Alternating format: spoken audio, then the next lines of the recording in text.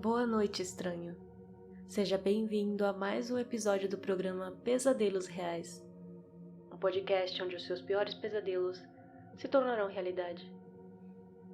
Eu sou Lorena Duarte, ou Noroko, como preferir. E hoje, permita-me que lhe conte uma história. Vamos até a Espanha, no ano 1971, a um pequeno e distante povoado da província de Jaén, chamado Belmes de la Moraleda. O censo demográfico feito naqueles anos indicou que Belmes tinha aproximadamente 2.700 habitantes. Era um lugar pouco próspero, um típico povoado afastado no interior, onde as pessoas se dedicavam aos trabalhos do campo, e o único ponto alto da semana era frequentar a missa nos domingos. Nada de diferente acontecia lá. As pessoas estavam mais preocupadas em sobreviver, e algumas almejavam se mudar para uma cidade maior algum dia. Em Belmes havia um prefeito, 2 ou 3 funcionários menores, um guarda civil que costumava dormir num portal próximo à igreja, um padre, 2 professores, e tinha tão poucas coisas para se fazer que as pessoas ficavam adormecidas nas suas calçadas. O campo não era particularmente produtivo, mas pela região havia uma fábrica de azeite, e se costumava cultivar oliveiras. Lá sequer havia um hotel ou grandes negócios, e dificilmente alguém de fora ia visitar esse povoado. Lá tinha uma cantina, um pequeno bar, onde as pessoas costumavam se reunir para conversar, pois o maior entretenimento daquelas pessoas era cuidar da vida dos seus vizinhos. Uma fofoca aqui e ali, nada muito fora do normal por um lugar tão pequeno. Era dia 23 de agosto de 1971, quando Maria Gomes Câmara estava preparando o jantar. E enquanto preparava pimentões fritos no fogão a lenha da sua cozinha, uma mancha no chão chamou a sua atenção, pela sua impressionante semelhança ao rosto humano. Mal sabia ela que isso seria apenas o começo de um dos fenômenos paranormais mais famosos das últimas décadas. Maria ficou impressionada com aquele rosto estampado no chão, pois parecia olhar diretamente para ela, e acreditou que se parecia ao santo rosto da Catedral de Jaén. Ela foi então comentar o ocorrido com algumas vizinhas que, intrigadas, foram a ver aquele estranho rosto, do qual infelizmente não há registros fotográficos.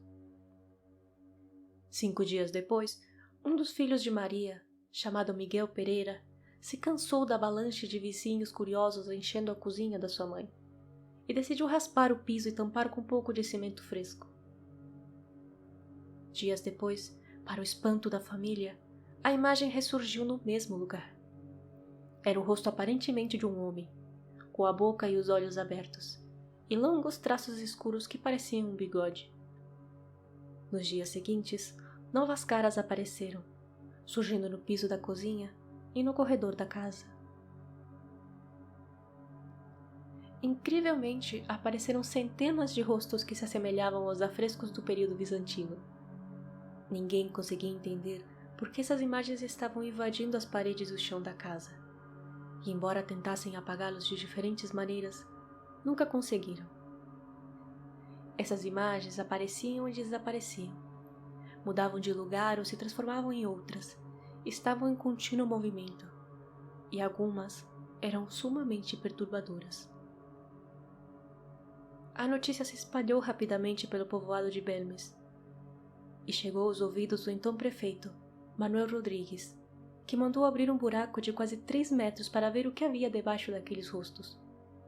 E descobriram um esqueleto cujo dono, segundo uma análise forense, era de um homem pequeno que foi enterrado naquele lugar no século XII.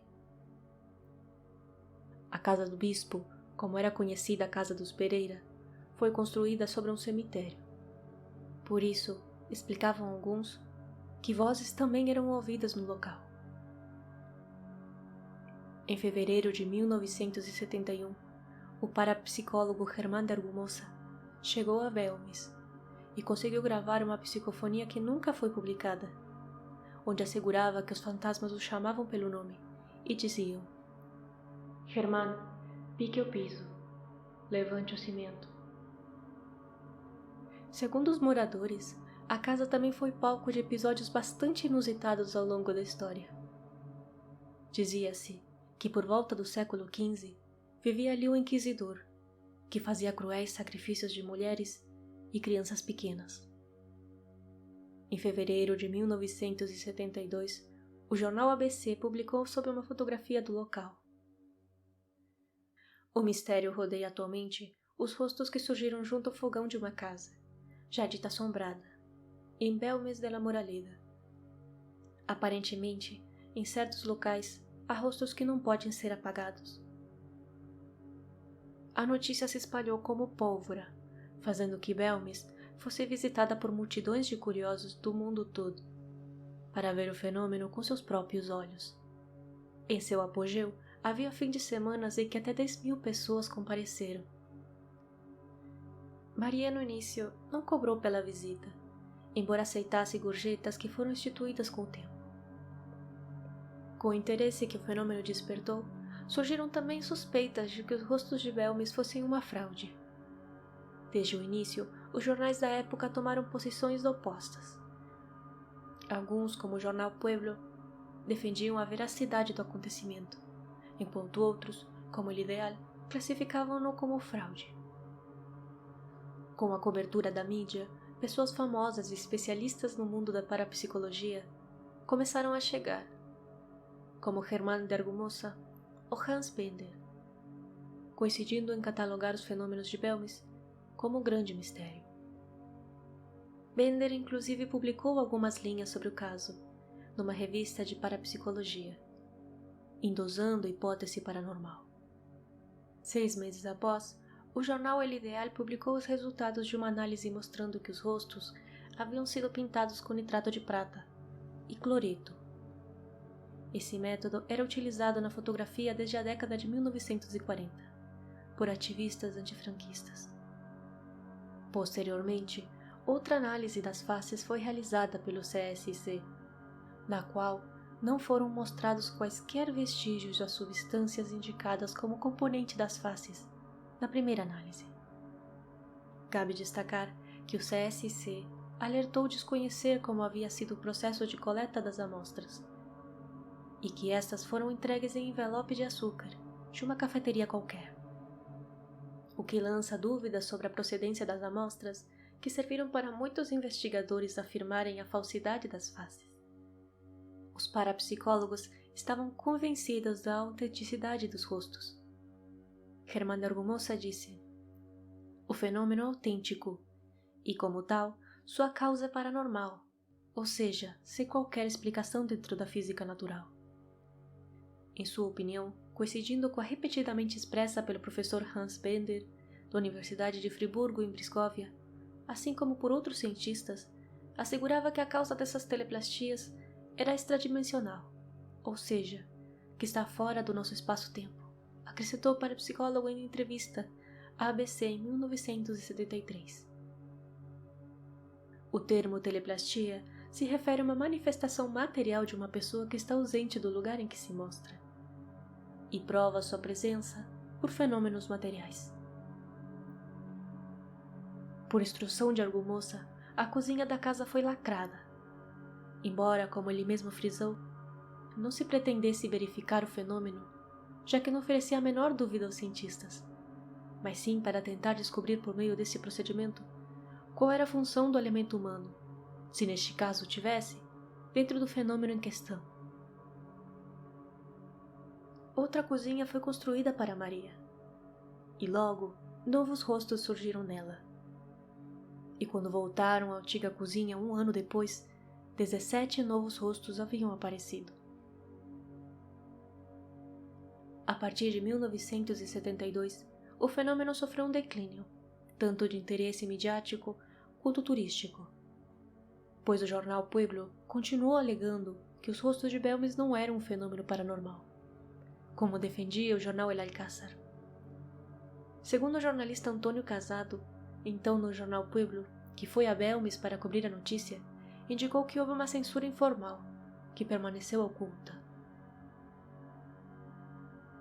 Com a criação da revista Enigmas, o fenômeno ressurgiu após um período, devido à hipótese paranormal voltar a ser considerada. Jornalistas como Iker Jiménez escreveram sobre este assunto para a revista e em seu programa Quarto Milênio. Ao longo dos anos, as figuras continuaram a surgir na casa do bispo. Alguns, como o rosto de Franco, atraíram muita atenção da mídia. Para alguns vizinhos, Maria Gomes foi quem causou essas imagens, que foram se transformando com o tempo. Por sua vez, a dona de casa acreditava que a aparição dos rostos tinha algo a ver com seu estado pessoal e emocional, e não descartou que os rostos desapareceriam quando ela morresse. Algumas idosas asseguravam que a ausência da mulher na casa produzia uma diminuição da opacidade dos rostos. Uma temporada, quando Maria estava em Jaén sofrendo de febre, os rostos perdiam a cor e quase desapareciam. Afirmaram antes de enfatizar que, consciente ou inconscientemente, provocava uma força que podia mudar ou criar rostos, com mensagens diferentes. Além disso, asseguravam que Maria sabia muito mais sobre o fenômeno do que contava aos curiosos. Maria faleceu em fevereiro de 2004, aos 85 anos. Mas os rostos não morreram com ela. Não só aqueles rostos ficaram no chão, mas se multiplicaram e até apareceram em mais de uma casa. Justamente a casa onde ela nasceu, localizada a poucos metros da casa onde ela residia. E ainda mais tarde, novas teleplastias foram relatadas em outras casas da região, que, na opinião da Sociedade Espanhola de Pesquisas Parapsicológicas, não eram resultado da ação humana. Hoje em Belmes, há um centro de interpretação para esses rostos fantasmagóricos, que continuam a dividir opiniões. Há quem defenda a sua autenticidade e assegure que se trata do maior fenômeno paranormal de todos os tempos. Outros que são simples pareidolias. E há quem acredite que não passe de uma farsa monumental. Alguns investigadores afirmam que a origem dos rostos está ligada ao antigo cemitério medieval andaluz, datado do século XIII, evidência obtida após análise feita com carbono 14. Nas escavações realizadas logo após o primeiro aparecimento, foi possível verificar a existência de restos de ossos humanos. Pesquisadores do paranormal ligaram as teleplastias a outros fenômenos parapsicológicos, incluindo psicofonias. Em declarações, Miguel Pereira, filho de Maria e morador da casa desde a descoberta do primeiro rosto, afirmou que ele próprio participou nas escavações efetuadas no piso da cozinha, encontrando, a quase 3 metros de profundidade, alguns restos de ossos humanos, mas não a quantidade que alguns alegavam. Outros argumentam que a formação de rostos é um fenômeno ligado a uma corrente de água subterrânea, que corre sob o chão da cozinha, fazendo com que a umidade fixe as teleplastias de forma mais clara e precisa. O próprio filho da proprietária afirmou repetidamente que nunca houve nenhum fenômeno tipo poltergeist dentro da casa. Mas cabe lembrar que Miguel estava incomodado desde o começo com todo o ocorrido, a diferença da sua mãe, que achava grata a presença dessas imagens, e inclusive gostava delas, dando apelidos carinhosos para aqueles estranhos rostos. Em 2014, o programa de televisão Quarto Milênio, dirigido por Iker Jiménez, realizou uma análise técnica para descobrir a possível fraude.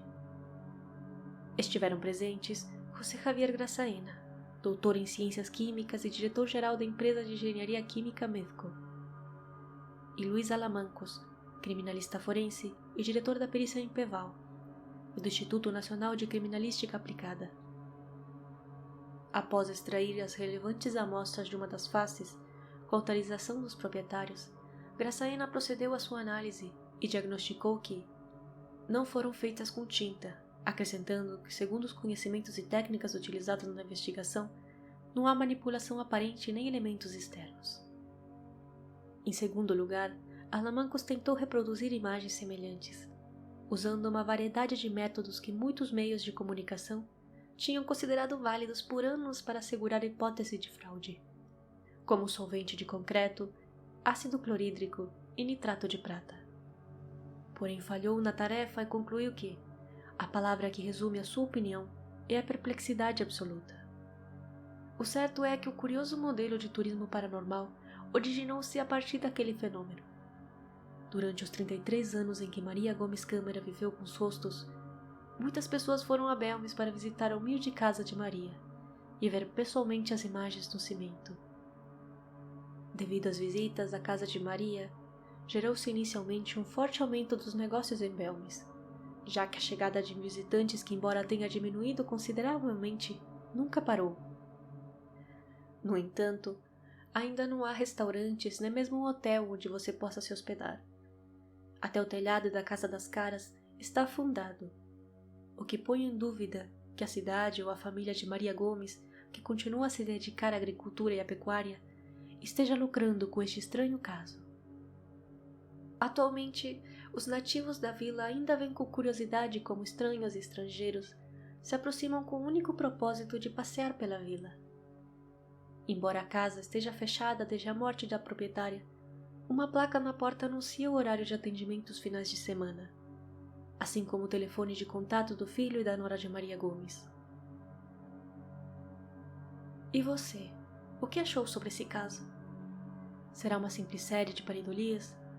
Ou um dos fenômenos paranormais mais importantes da Europa? Postarei as imagens sobre o caso lá no Instagram, no @podcast Pesadelos Reais. Compartilhe este podcast com seus amigos para me ajudar a chegar a mais estranhos como você. A ambientação musical é obra do talentoso Repulse. Por favor, visite nossas redes sociais que estarão na descrição deste episódio. Me despeço por hoje, lhe envio um abraço psicológico bem apertado e até o próximo episódio.